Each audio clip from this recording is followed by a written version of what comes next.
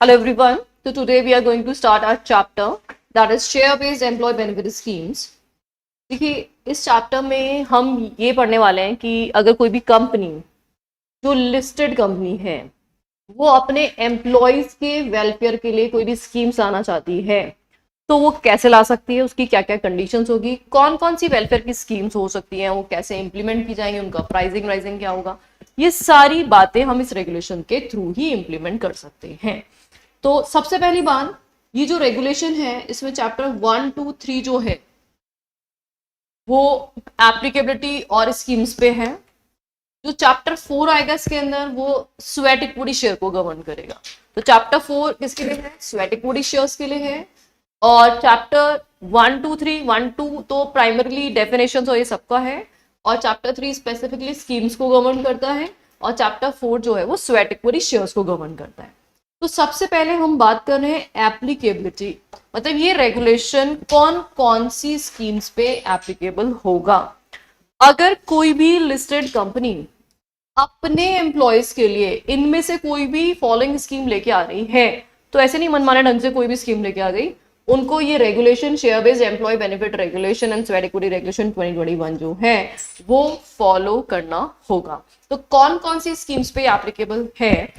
The provision of these regulation shall be applicable on number 1 ESOS। क्या ये नाम सुना आप लोगों ने? ऐसा कोई जिसने ESOS का नाम नहीं सुना है? नाम सबने सुना है। अच्छा, होता क्या है, ये आइडिया किसी को ESOS बताना? तो ऑप्शन दिया जाता है, ऑप्शन है, और उसके लिए अभी क्या देना पड़ता है, एम्प्लॉयज को कुछ अर्नेस्ट मनी देनी पड़ती है। और फ्यूचर का जब भी टाइम आएगा उस टाइम पे अगर प्राइस फेवरेबल हुई तो एम्प्लॉय एक्सरसाइज कर भी सकता है, और उसको लगता है कि प्राइस फेवरेबल नहीं तो मना भी कर सकता है। अगर उसने एक्सरसाइज किया तो उसको क्या करना पड़ेगा, डिफरेंस वैल्यू पे करनी पड़ेगी जितना वो पे कर चुका है ऑलरेडी उसके अलावा। और अगर उसने एक्सरसाइज नहीं किया तो उसका पैसा फोरफिट हो जाएगा। अभी वापस एक्सप्लेन कर दूंगी क्या है। अच्छा, ESPS employ stock purchase scheme, employ stock purchase scheme, इसमें कोई फ्यूचर का ऑप्शन नहीं होता है।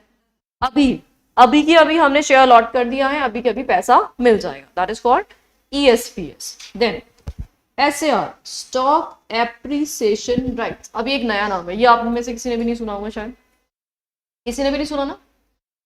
सुना? SAR एक न्यू स्कीम है, ये अभी समझते हैं क्या होता है।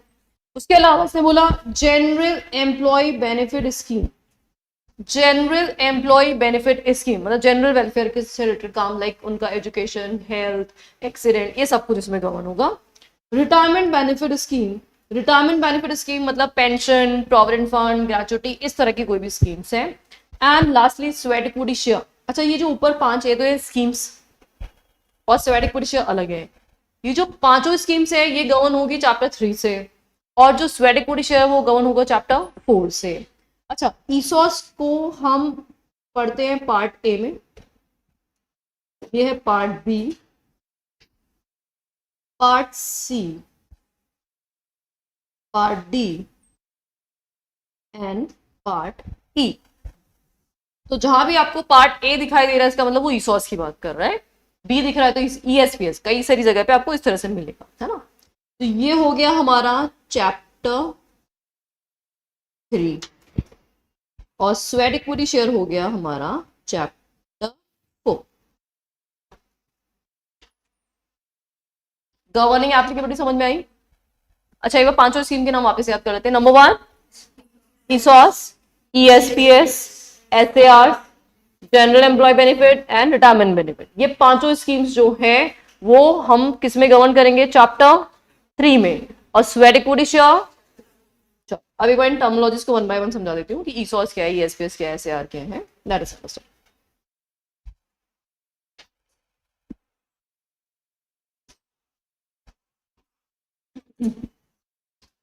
देखो, ESOS जो है वो फ्यूचर ऑप्शन होता है, फ्यूचर ऑप्शन।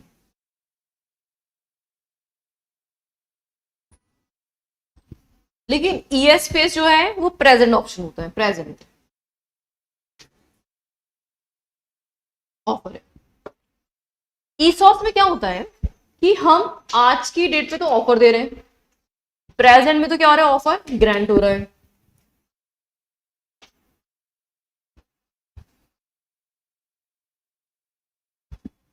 और फ्यूचर में ऑप्शन एक्सरसाइज होगा।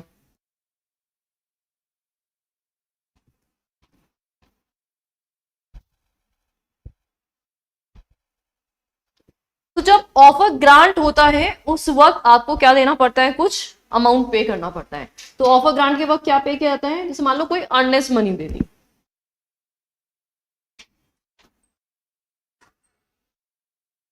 और फिर ऑप्शन एक्सरसाइज जब भी होगा, जो भी पीरियड आएगा एक्सरसाइज पीरियड, उस एक्सरसाइज पीरियड में दो बातें होंगी, या तो आप ऑप्शन एक्सरसाइज करोगे या फिर आप ऑप्शन एक्सरसाइज नहीं करोगे।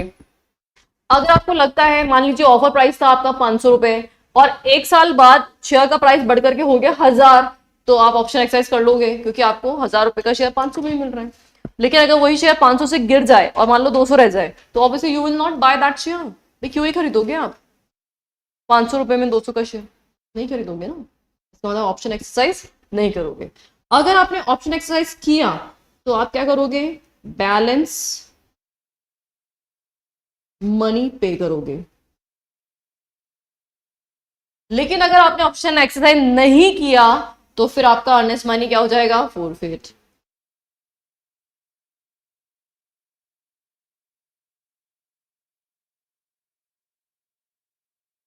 अच्छा, जैसे ही आपने बैलेंस मनी पे किया तो आपको क्या हो जाएगा, शेयर अलॉट हो जाएगा, शेयर। ये पूरी कहानी है ईसॉस की। वेयर एज ईएसपीएस में होता क्या है, प्रेजेंट में ऑफर जाएगा, प्रेजेंट में ही फुल कंसिडरेशन पे होगा एंड देन अलॉटमेंट, बात ही खत्म। यहाँ पे फ्यूचर का कुछ चक्कर ही नहीं है, आपको खरीदना है, ऑफर मिला, एम्प्लॉय को लग रहा है कि ऑफर एक्सेप्ट करना चाहिए, तो वो इमीडिएटली क्या करेगा, कंसिडरेशन पे करेगा कंप्लीटली, और अभी के अभी शेयर उसके अकाउंट में क्रेडिट कर दिए जाएंगे। तो दिस इज व्हाट ईएसपीएस। ठीक है, पता है, तो हमने पढ़ा है, कंपनी लॉ में भी पढ़ा है। अब मैं जो एसएआर बताने जा रही हूँ ये एकदम नया टर्म है, तो उसको ध्यान से देखना, what is this SAR, noted, जल्दी से एक बार नोट कर लो आप लोग, फिर आगे। ये देखो, मतलब कहने, मतलब ऐसे इनविटेशन की जरूरत पड़ती है क्या, नोट करेंगे।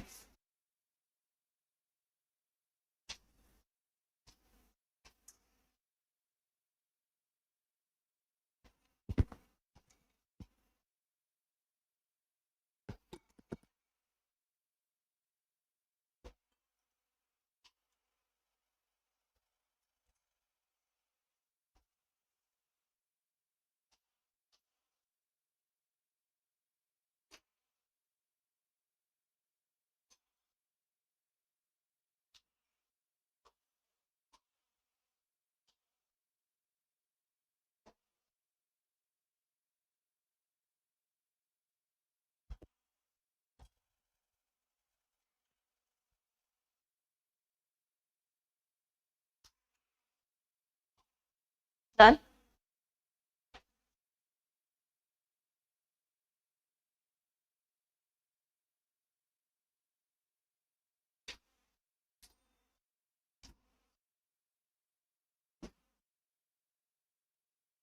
चलिए नेक्स्ट देखें फिर, SAR, stock appreciation right. Appreciation का मतलब क्या होता है, बढ़ना, इंक्रीमेंट। अच्छा, एक ऑफर प्राइस होगा, जैसे मान लीजिए आज कोई कंपनी का शेयर है, प्रेजेंट प्राइस जो है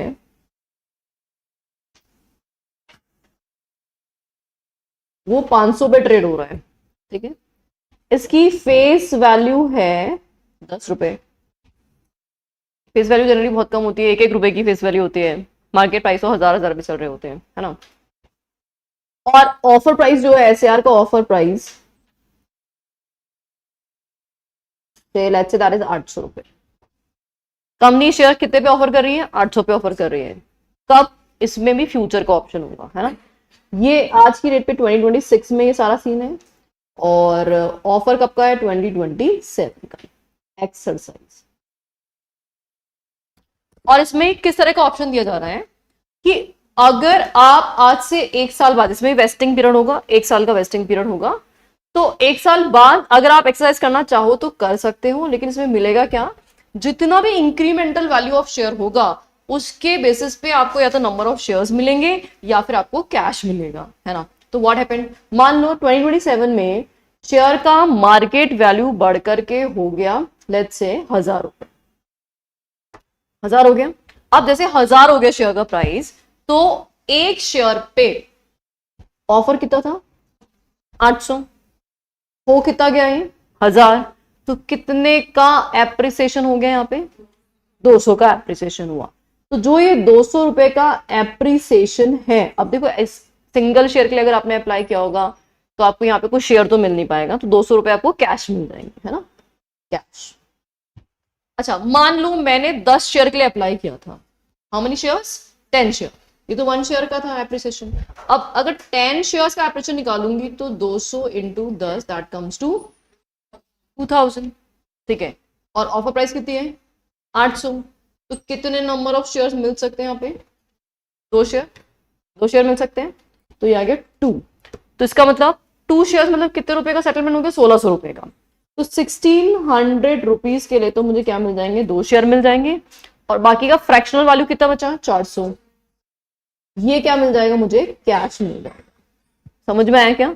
तो इस तरह से यहाँ पे सेटलमेंट किया जाता है। तो एसएआर में बेसिकली क्या किया जाता है, जो भी इंक्रीमेंटल वैल्यू होगी ऑफर प्राइस और मार्केट प्राइस में, जो भी इंक्रीमेंटल वैल्यू आ रही होगी, उस इंक्रीमेंटल वैल्यू के इक्विवेलेंट आपको या तो नंबर ऑफ शेयर्स मिल जाएंगे या फिर आपको कैश मिल जाएगा। तो इसको बोलते हैं हम इक्विटी सेटल्ड और कैश सेटल्ड। अच्छा, अब कल को मान लो आपके दिमाग में क्वेश्चन आ रहा होगा मैम प्राइस नीचे हो जाए तो, आ रहा होगा ना क्वेश्चन, अगर प्राइस नीचे हो जाए तो वो ऑप्शन एक्सरसाइज ही नहीं करेगा। तो वही जैसे सेम ईसॉस में होता है, फ्यूचर का ऑप्शन है, अभी प्रीमियम पे किया है उसने, और अगर वो ऑप्शन एक्सरसाइज करना चाहता है तो वो क्या करेगा? डिफरेंस वैल्यू पे कर देगा। और अगर वो ऑप्शन एक्सरसाइज नहीं करना चाहता है तो फिर उसका अर्नेस्ट मनी डूब जाएगा। Is this clear? हाँ बिल्कुल सेम ईसॉस जैसा ही है, सिर्फ इसमें क्या डिफरेंस हुआ कि यहाँ पे जो एप्रिसिएशन आ रहा है ना प्राइस में, उस एप्रिसिएशन का सेटलमेंट भी किया जाएगा। ओके, तो क्या हुआ यहाँ पे? एसएआर फ्यूचर ऑप्शन है, ये भी फ्यूचर ऑप्शन है। तो प्रेजेंट में वही ग्रांट किया जाएगा, और ग्रांट के बाद क्या दिया जाएगा? Earnest money, earnest money. और फ्यूचर में जब भी आपका एक्सरसाइज पीरियड आएगा,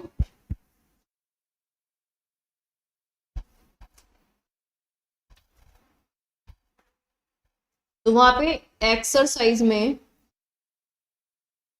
2 बातें होंगी अगेन, या तो एक्सरसाइज होगा, एक्सरसाइज नहीं होगा। एक्सरसाइज हुआ तो वही बैलेंस मनी तो पे करेगा ही वो।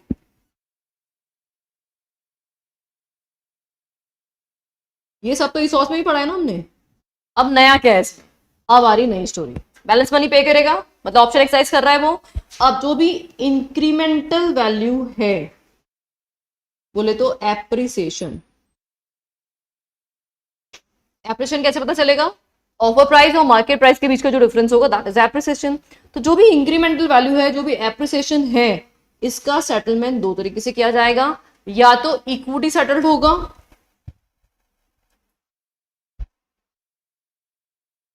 या फिर कैश सेटल्ड होगा, और पार्शियल पार्शियल भी हो सकता है कि भाई हम इक्विटी सेटल कर रहे थे और बाकी फ्रैक्शनल वैल्यू के लिए हमने कैश दे दिया, वो तो हमेशा होगा ही होगा। और अगर आप एक्सरसाइज नहीं कर रहे हो तो फिर वही अर्नेस्ट मनी फोरफिटेड।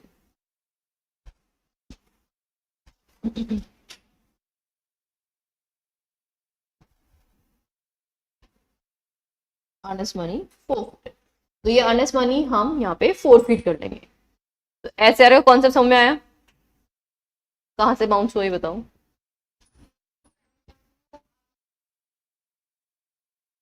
अभी 500 का था, लेकिन हम ऑफर तो फ्यूचर का दे रहे हैं ना, और हमें पता है अच्छे से कि शेयर का प्राइस बढ़ेगा, तो हमने ऑलरेडी 800 रुपए का ऑफर प्राइस दिया है। ये कंपनी टू कंपनी डिफर करता है, कंपनी पे डिपेंड करता है। कि वो प्रेजेंट प्राइस पे ऑफर देगी, ज्यादा प्राइस पे ऑफर देगी या उससे कम प्राइस पे ऑफर देगी, उससे हमें कोई मतलब ही नहीं है। आज की डेट पे मार्केट वैल्यू कितनी चल रही है that doesn't matter, what matters actually कि ऑफर प्राइस कितना है, क्योंकि आज नहीं खरीदवा रहे हैं हम, कब खरीदवा रहे हैं फ्यूचर। और हो सकता है हमारे एक्सपेंशन प्लान बहुत ज्यादा है जिसकी वजह से मतलब 800 तो क्या 1800 भी पहुंच सकता है शेयर, ठीक है। और इसीलिए जब हम 1 साल बाद पहुंचे तो ये शेयर हमें कितने पे मिला, 1000 पे मिला, नहीं मिलता तो एक्सरसाइज नहीं करते, सिंपल बात है। यहाँ पे दिख रहा है मुझे फायदा हो रहा है तो मैं एक्सरसाइज कर लूंगी, एक्सरसाइज कर लूंगी तो अब जितना भी इंक्रीज हो रहा है वैल्यू किसके बीच में, 800 और 1000 के बीच में, इस 200 रुपए का सेटलमेंट होगा, ठीक है, या एम्प्लॉय को मिलेगा सेटलमेंट। 800 का 1000 हो गया शेयर, तो 200 रुपए फायदा हो गया ना, तो जो फायदा हो गया वो कंपनी किसको देगी, एम्प्लॉय को देगी ना, एम्प्लॉय क्यों देगा कंपनी को। समझ में आएगा सबको ये बात। अब सुनो, मान लो बीइंग एन एम्प्लॉय आपने एक शेयर के लिए अप्लाई किया था जस्ट, तो आपका फायदा कितने का सर, 200 का एप्रिसिएशन है तो 200 में शेयर तो मिल ही नहीं सकता ना, तो सिर्फ और सिर्फ क्या मिलेगा, कैश। आप you applied for 10 shares, you applied for 10 share, तो 10 शेयर्स का टोटल एप्रिसिएशन कितना हो गया, 2000 रुपए हो गया। अब 2000 में शेयर मिल सकता है, क्यों मिल सकता है, क्योंकि एक शेयर 800 का ही है, तो 2000 में 800 और 802 शेयर मिल जाएंगे 1600 रुपए के। प्राइस तो ये देखनी है ऑफ कोर्स, ऑफर प्राइस से ही मतलब है हमेशा, ठीक है।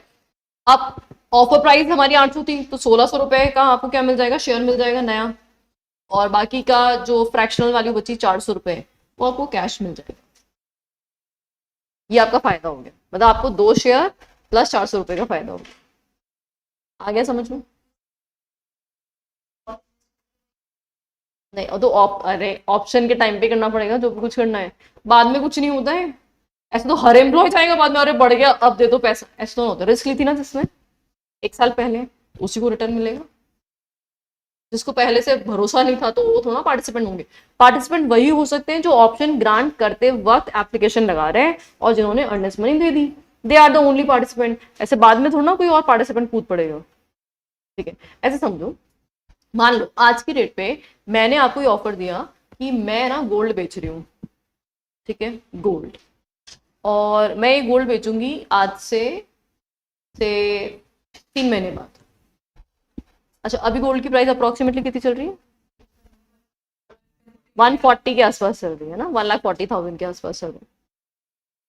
वापस 50 कहाँ गई, 50 आ गई वापस, 40 की रेंज में चल रहा है। अब जो भी है 45 और ऐसे ही चल रहा है, मतलब ठीक है 140 की रेंज मान लेते हैं हम। तो मैंने बोला कि मैं आपको गोल्ड बेचूंगी आज से 3 महीने बाद एट 1,50,000, ठीक है। अब 1,50,000 मैंने ऑफर दे दिया, तो आप में से सिर्फ 2 बच्चों ने बोला कि हाँ हम आज से 3 महीने बाद 1,50,000 में खरीदने के लिए रेडी है। बाकी ने बोला क्यों खरीदेंगे हम 150 में, नहीं खरीदेंगे। तो 3 ने पार्टिसिपेंट किया, तो मैंने कहा जो जो इंटरेस्टेड है वो अभी अभी 10,000 रुपये जमा कराओ, तो 3 लोगों ने 30,000 जमा करा दिया। फिर उसके बाद आज से 3 महीने बाद पहुंचे हम और गोल्ड की प्राइस होगी 1,80,000। तो अब सबका मन करेगा ना, सभी बोलोगे दे दो हमें भी दे दो, 1,50 में हमें भी दे दो। मैं क्या बोलूंगी, आप पार्टिसिपेंट नहीं हो, सिर्फ 3 पार्टिसिपेंट हैं, तो सिर्फ उन 3 को ही 1,50 में मिलेगा, बाकी जिन्होंने पार्टिसिपेशन नहीं किया था they are not entitled. Same बात यहाँ हो रही है, ठीक है। फिर बुकिंग करानी पड़ती है ना हर चीज की, ये थोड़ा ना उस वक्त मौके पे आप देख रहे हो कि अरे अब तो फायदा हो गया अब हमने क्यों नहीं किया, वो रिग्रेट में ही रहेगा, आप कुछ नहीं कर सकते उसका। ऑल सेट, ऐसे समझ में आ गया। अच्छा जनरल एम्प्लॉय बेनिफिट और रिटायरमेंट बेनिफिट तो बहुत ही सिंपल है। जनरल एम्प्लॉय बेनिफिट का सिंपल मतलब है आप एजुकेशन, हेल्थ या एक्सीडेंटल, हॉस्पिटल, इस तरह के कॉलेज वॉलेज की फीस इस तरह का कोई भी वेलफेयर आप करते हो एम्प्लॉय के लिए और उससे रिलेटेड कोई भी स्कीम लेके आ रहे हो, तो that is known as general employ benefit scheme. और रिटायरमेंट बेनिफिट का रिटायरमेंट से रिलेटेड है, जब भी रिटायरमेंट होगा पेंशन, प्रोविडेंट फंड, ग्रेजुटी से रिलेटेड जो भी अमाउंट है उसमें अगर शेयर्स इन्वॉल्व हो रहे हैं तो वो किस में आएगा, रिटायरमेंट बेनिफिट स्कीम में फॉल करेगा। क्या ये 5 स्कीम समझ में आ गई आप लोगों को, ये नोटिंग हो गई है। चलो फटाफट से एक बार रिकैप कर दो। ईसॉस क्या है, फ्यूचर की स्कीम है जिसमें अभी क्या करना है, अर्नेस्ट मनी डिपॉजिट करेंगे ऑप्शन ग्रांट के बाद, फिर उसके बाद फ्यूचर डेट आएगा, फ्यूचर डेट पे क्या करेंगे, या तो एक्सरसाइज करेंगे या एक्सरसाइज नहीं करेंगे। ये सब कब किया जाएगा, एक्सरसाइज पीरियड के अंदर। कब किया जाएगा, एक्सरसाइज पीरियड, और जितने टाइम हम वेट करते हैं उसको बोलते हैं वेस्टिंग पीरियड। क्या बोलते हैं उसको भाई? Vesting period. अच्छा एक बार मैं टेन्योर भी बताती हूँ कैसे कैसे होता है। सबसे पहले ऑप्शन ग्रांट होता है, ये ईसॉस और एसआर दोनों के लिए एप्लीकेबल है। सबसे पहले ऑप्शन ग्रांट होता है। ऑप्शन ग्रांट मतलब कंपनी स्कीम लेके आ रही है और लोग एप्लीकेशन वगैरह लगा रहे हैं, that is option grant. Option grant के बाद वेटिंग पीरियड स्टार्ट होगा and that is called vesting period. Vesting period ये पीरियड होता है 1 साल मिनिमम, मतलब ग्रांट और एक्सरसाइज के बीच में कम से कम 1 साल का गैप होना ही चाहिए। फिर हमारा स्टार्ट होगा एक्सरसाइज पीरियड। ये जो एक्सरसाइज पीरियड है, इस पीरियड में ही एम्प्लॉय एप्लीकेशन लगाएगा और अलॉटमेंट के लिए बोलेगा। तो ये है पीरियड फॉर एप्लीकेशन। एप्लीकेशन लगाने का पीरियड है ना, ये हो गया एक्सरसाइज पीरियड। और जैसे एक्सरसाइज पीरियड होगा, एप्लीकेशन लगा दी तो क्या हो जाएगा? अलॉटमेंट। और अलॉटमेंट हो गया तो अलॉटमेंट के बाद स्टार्ट होता है lock in period. Lock in period का मतलब होता है the period during which you can not sell the shares, मतलब इस पीरियड के अंदर आपको होल्ड करके रखना पड़ेगा। तो shares are not allowed to be sold. तो यहाँ पे शेयर्स आप मार्केट में सेल नहीं कर सकते हो। This is called lock in period. देखो अभी हमने आपको कोई बेनिफिट देकर कोई शेयर दिया, क्यों दिया? ताकि आप लॉन्ग टर्म तक कंपनी के साथ बने रहो, है ना। अगर हमें वैसे ही बेनिफिट देना होता तो हम कैश बेनिफिट ही दे देते ना आपको। शेयर्स के फॉर्मेट में हम बेनिफिट क्यों दे रहे हैं? So that you become the member, you feel like कि कंपनी हमारी कंपनी है ना। लॉन्ग टर्म प्लानिंग है। और आप बेच के निकल जाओ अभी के अभी, तो फिर फायदा क्या? वही सब कुछ ड्रामा करने का, है ना। मार्केट प्राइस से सस्ते प्राइस पे आपको शेयर दे रहे हैं, फिर आप प्रॉफिट बुक करके भाग जाओगे तो फिर क्या फायदा वो शेयर्स का? तो इसलिए लॉक इन रखवाना जरूरी है। क्लियर? टेन्योर का सीक्वेंस क्लियर है? तो सबसे पहले कौन सा पीरियड आएगा? वेस्टिंग। सबसे पहले ऑफर ग्रांट, ऑफर ग्रांट के बाद वेस्टिंग। वेस्टिंग मिनिमम 1 साल का होगा। फिर उसके बाद स्टार्ट होगा एक्सरसाइज पीरियड। अभी एक्सरसाइज पीरियड ऑफर डॉक्यूमेंट में लिखा होगा, इट कैन बी से 1 मंथ 2 मंथ 3 मंथ, जो भी पीरियड है। जिस पीरियड में जो एम्प्लॉय वो एप्लीकेशन लगा सकता है, तो वो एप्लीकेशन लगाएगा मतलब एक्सरसाइज करेगा वो, और एक्सरसाइज करेगा तो उसको क्या हो जाएगा? शेयर अलॉट हो जाएगा। और जैसे शेयर अलॉट होगा वैसे क्या स्टार्ट हो जाएगा? उसका लॉक इन पीरियड स्टार्ट हो जाएगा। ओके, अब है कंपनीज कवर्ड।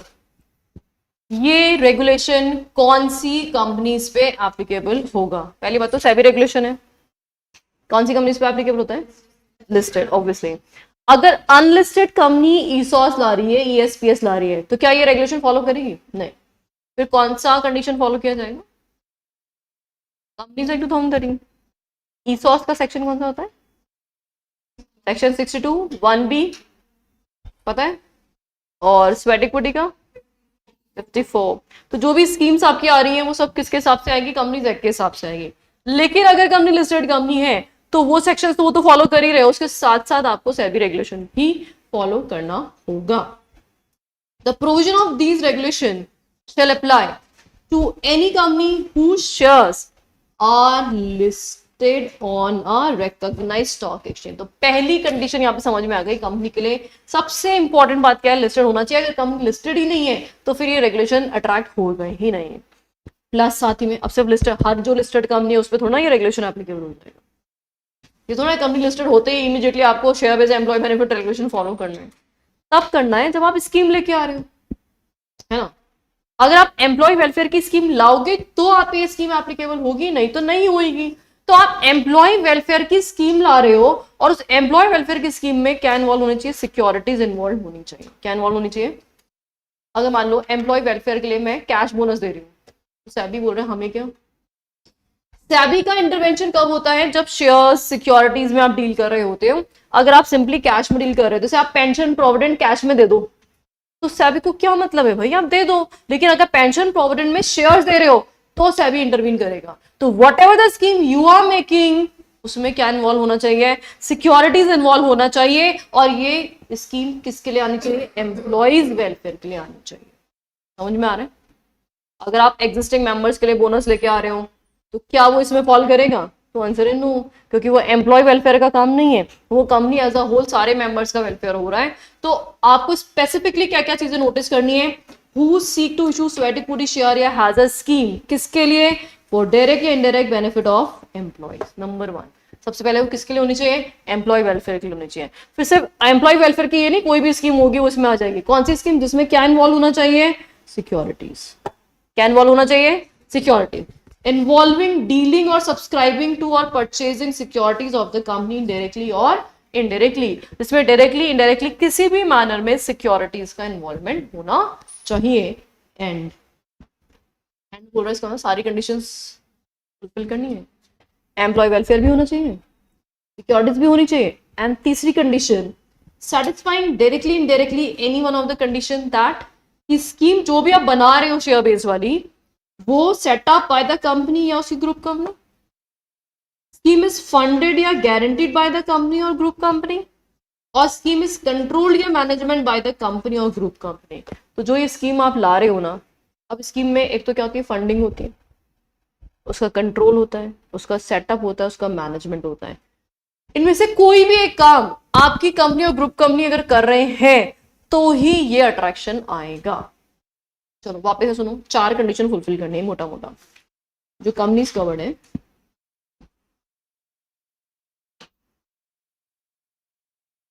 चारों ही कंडीशन फुलफिल होनी चाहिए, 4 में से एक भी गई तो नहीं एप्लीकेबल होगा। नंबर 1, पहली बात तो कंपनी कौन सी होनी चाहिए, लिस्टेड कंपनी। नंबर 1, कंपनी होनी चाहिए लिस्टेड। नंबर 2, कंपनी क्या लेके आ रही है, या तो स्वेट इक्विटी शेयर ला रही है या स्कीम लेके आ रही है।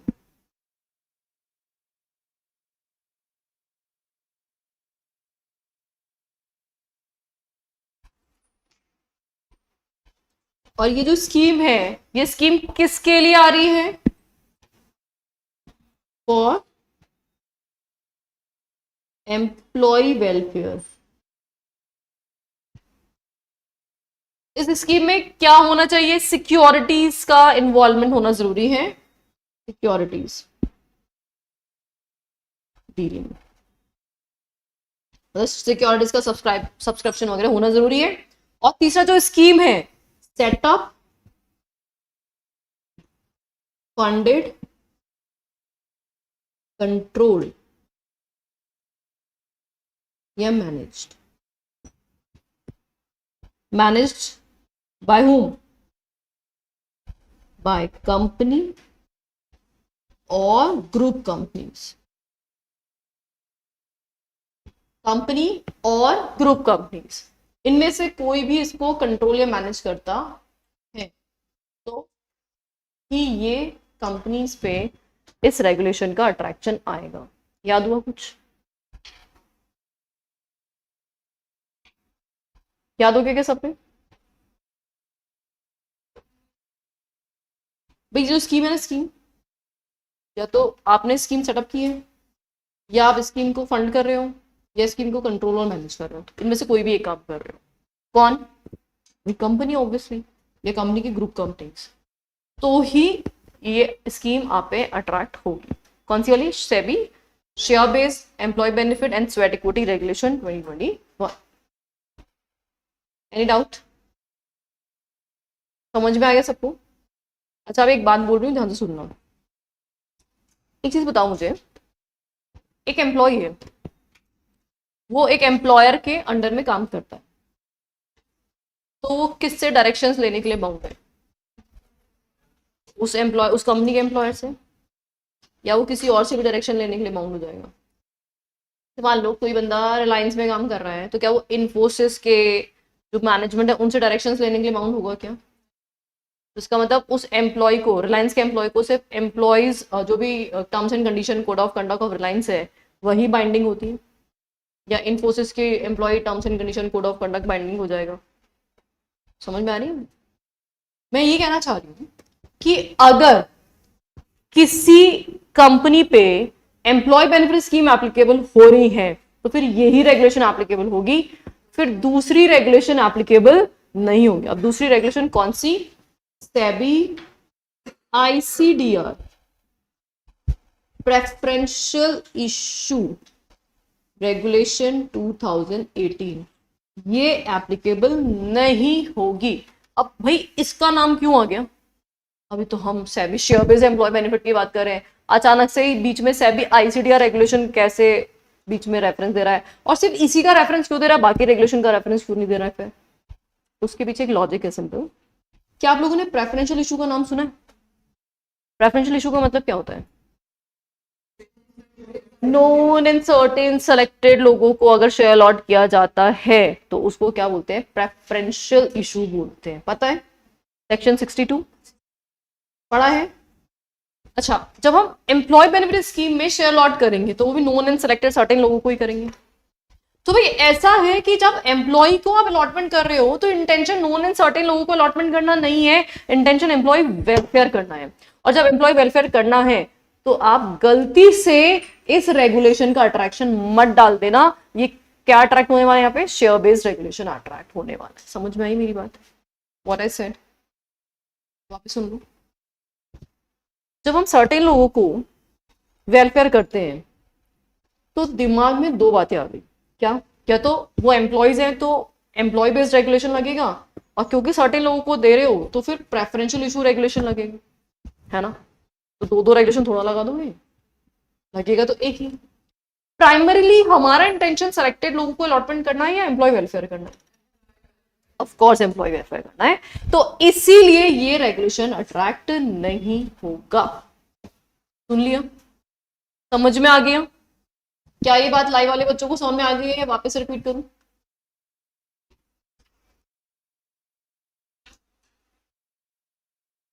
लाइव वाले बच्चों को ये बात क्लियर है क्या?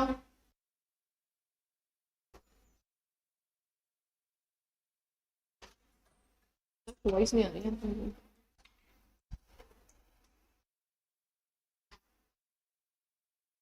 यही बात इसने यहां पे बोली है मुझे नॉन एप्लीकेबिलिटी में।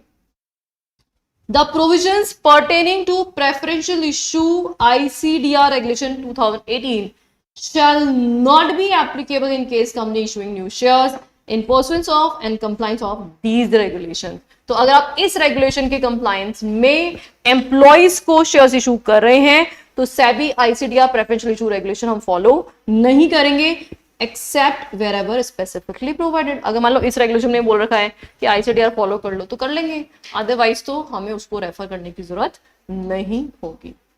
फाइन, चलो फॉर आवर चैप्टर में क्या क्या सीखा अभी हमने? Number 1 applicability. कौन कौन सी चीजों पे एप्लीकेबल है ये regulation? Number 1 ESOS, ESPS, SAR, general benefit और रिटायरमेंट बेनिफिट, ये तो 5 स्कीम और स्वेट इक्विटी शेयर। कौन कौन सी कंपनीज कवर्ड होंगी? Number 1। Number 2 sweat equity share या स्कीम लेके आएंगी किसके लिए? एम्प्लॉय वेलफेयर के लिए, जिसमें क्या इन्वॉल्व होना चाहिए? सिक्योरिटीज इन्वॉल्व होना चाहिए। एंड वो scheme setup, funded, controlled, manage by the company या उसकी ग्रुप कंपनीज होनी चाहिए। और अगर ये रेगुलेशन अट्रैक्ट कर रहे हो तो क्या अट्रैक्ट नहीं होगा? आईसीडीआर प्रेफरेंशियल इशू अट्रैक्ट नहीं होगा। All done, all set, that's all for today. बाकी का कल करेंगे।